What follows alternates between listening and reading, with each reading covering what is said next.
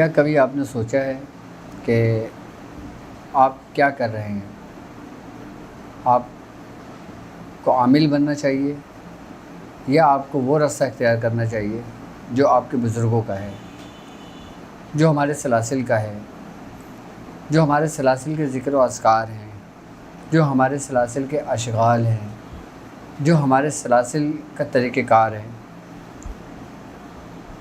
ہمیں روحانیت حاصل کرنا چاہیے یا ہمیں عامل بننا چاہیے؟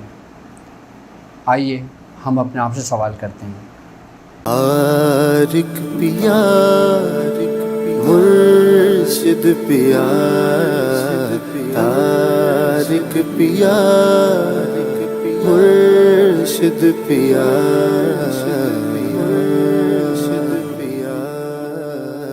بسم اللہ الرحمن الرحیم۔ السلام علیکم ورحمۃ اللہ۔ میں اپنے تمام معزز ممبران کو اپنے یوٹیوب چینل پر خوش آمدید کہتا ہوں اور امید کرتا ہوں کہ آپ تمام لوگ خیریت سے ہوں گے۔ ہمیں کیا کرنا چاہیے؟ ہم کیا کر رہے ہیں؟ روحانی مشق کرنے کا ہمارا کیا مقاصد ہیں؟ ہم روحانی مشق کیوں کر رہے ہیں؟ ہم اتنی محنت، اتنی توجہ، اور میں نے آپ کو پرہیز کا سمجھایا، ترک جلالی و جمالی کا بتایا، آپ کو نماز حصار بتایا، آپ کو میں نے سب کچھ سمجھایا۔ ہم ایسا کیوں کر رہے ہیں؟ کبھی آپ نے سوچا ہے؟ کیا ہمیں عامل بننا چاہیے یا ہمیں وہ راستہ اختیار کرنا چاہیے جو ہمارے بزرگوں کا ہے؟ تھوڑا سا توجہ سے سنیے اور جانیے کہ آپ کس منزل پہ کھڑے ہیں، کس مقام پہ کھڑے ہیں۔ سب سے پہلے تو بات یہ ہے کہ یہ سب کچھ میرا کرانے کا مقصد صرف اور صرف آپ کو آپ کے بزرگوں سے، آپ کے سلاسل کا اور اہل طریقت کا جو سبق ہے، اہل طریقت کا جو راستہ ہے، آپ کو وہ دکھانا میرا مقصود تھا۔ اور صرف اور صرف میرا مقصد یہی ہے کہ ہم روحانیت کے اس راستے پر چلیں جس راستے پر ہمارے بزرگان دین نے اپنی اپنی پوری زندگی صرف کی۔ اب میں آپ کو بتاتا ہوں کہ عامل کون لوگ ہوتے ہیں اور روحانیت کا راستہ کون لوگ اختیار کرتے ہیں۔ روحانیت بیسیکلی اگر دیکھا جائے تو یہ اہل طریقت کی میراث ہے، اہل طریقت کا حصہ ہے، اور اہل طریقت کا حصہ اہل شریعت کے بغیر ناممکن ہے، نامکمل ہے۔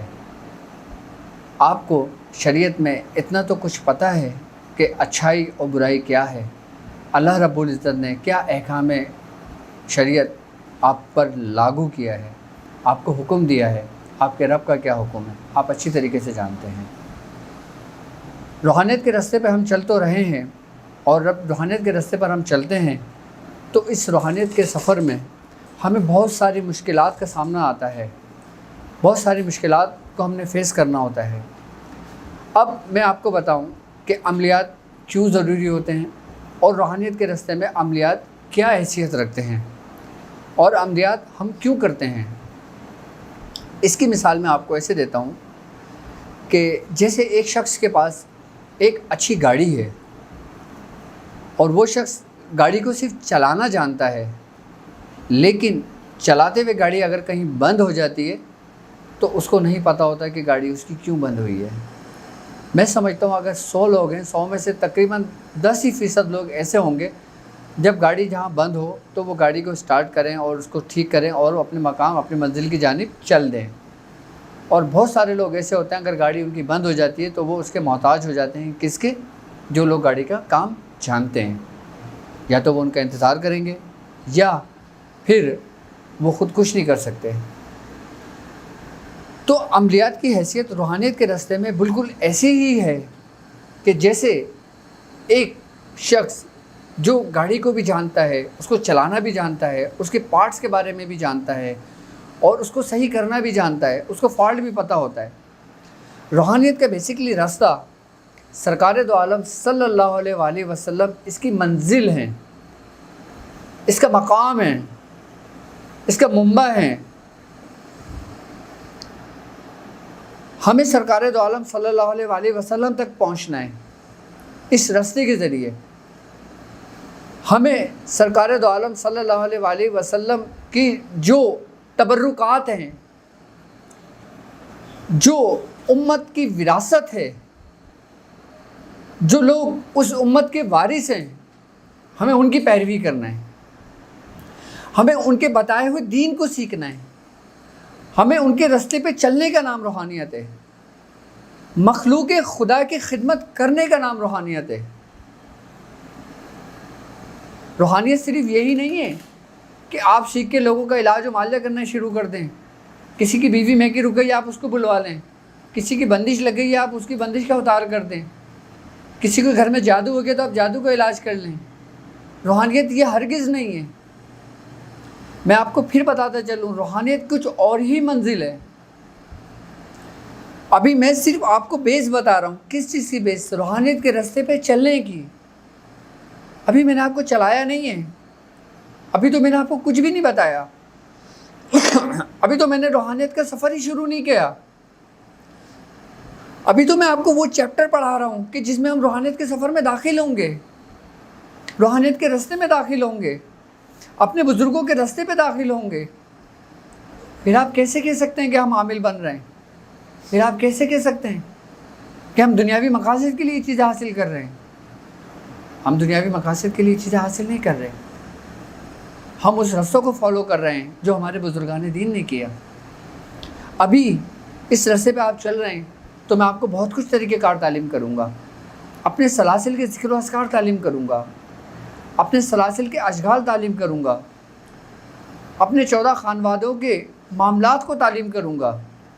اور اپنے خاندان کے جو ہمارے بزرگوں سے واسطے اسٹیپ بائی اسٹیپ جو چیزیں چلے آ رہی ہیں، زیادہ سے چلے آ رہی ہیں، ابھی ہم اس کا ذکر کریں گے. اور بڑی مستند چیزیں ہیں یہ. روحانیت حقیقتاً اگر دیکھا جائے تو مخلوق خدا کی خدمت اور اپنے رب کا قرب اور سرکار دو عالم صلی اللہ علیہ وآلہ وسلم کی نسبت اور آپ کے بالکل قربت اور آپ کے بالکل قریب اور آپ کے وہ معاملات جو اس امت کا حصہ ہیں، اس کے حصے میں آپ کا بھی حصہ ہے. آپ کیسے اس حصے کو لینے تک پہنچیں گے؟ وہ منزل کیا ہے؟ وہ راستہ کیا ہے؟ ہم یہ سب کچھ کرانے کا مقصد ہمارا یہ ہے. اب عامل کیوں بننا ضروری ہے؟ روحانیت کے راستے میں عملیات کیا حیثیت رکھتے ہیں؟ اب جب آپ روحانیت کے راستے پہ چلتے ہیں تو آپ کو بہت سارے مسائل سامنے آتے ہیں. جب آپ روحانیت کے راستے پہ چل رہے ہوتے ہیں تو 10 لوگ آپ کے پاس آتے ہیں، آپ سے اپنے مقاصد کے بارے میں بات کرتے ہیں، آپ کے معاملات کو حل کرنا، اپنے معاملات آپ سے ڈسکس کرتے ہیں. تو اس میں عملیات کی ضرورت آپ کو پڑتی ہے.